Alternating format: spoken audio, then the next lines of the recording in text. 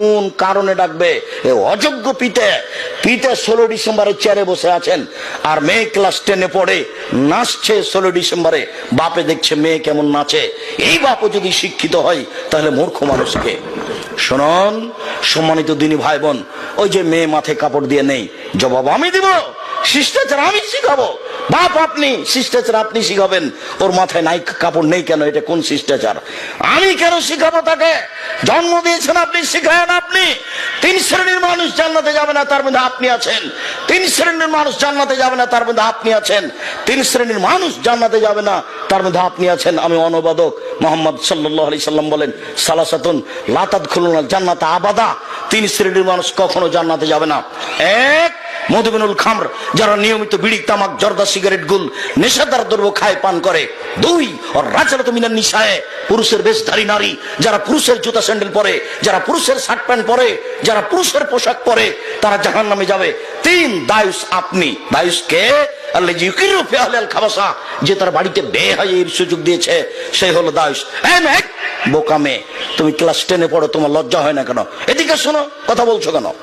এদিকে শোনো, তুমি ক্লাস 10-এ পড়ো, যেদিন ক্লাস 8-এ উঠেছিলে সেদিন তোমার হাইজ হয়েছিল, তোমার বিবাহে 2টা বাচ্চা হতো, তুমি 2 ছেলের মা, তোমার মাথায় কাপড় নেই মানে?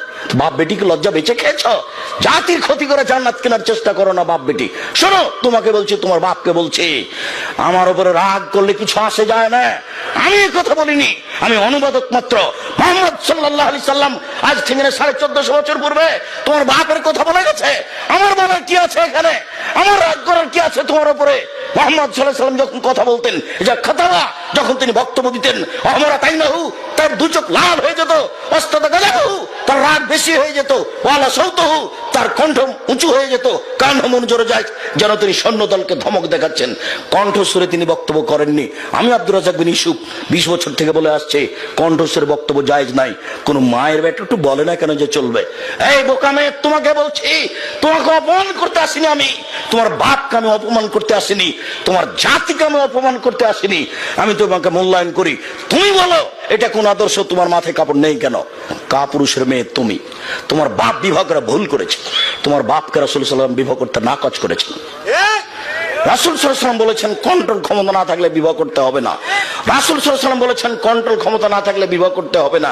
তিনি বলছেন, ইয়া মাশারা শাবাব, হে যুবক দল, মান ইসতাতা মিনকুল বাক ফালিয়াতাজাওয়াজ, যাদের কন্ট্রোল ক্ষমতা আছে, যাদের মোহর ক্ষমতা আছে, যাদের বাড়ি তৈরি করার ক্ষমতা আছে,